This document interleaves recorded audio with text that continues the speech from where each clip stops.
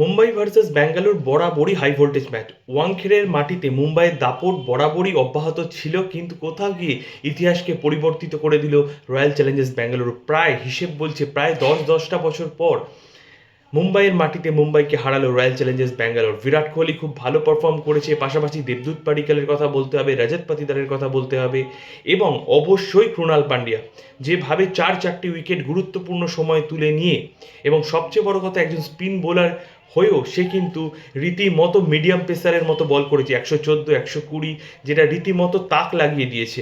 এবং অবশ্যই হ্যাজেলউড যোগ্য সঙ্গত দিয়েছে 19 এবং 20তম ওভারে, যেভাবে চেপে ধরলো মুম্বাই ইন্ডিয়ান্সকে, এক কথায় অনবদ্য। এবং আমি আলাদা করে বলবো আরেকজন অলরাউন্ড পারফরমেন্সের কথা, সে হচ্ছে হার্দিক পান্ডিয়া। ধারাবাহিকভাবে প্রতি ম্যাচে পারফর্ম করে যাচ্ছে।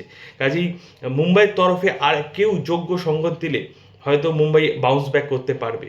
মুম্বাই কিন্তু এই মুহূর্তে বেশ কোণঠাসা অবস্থায়।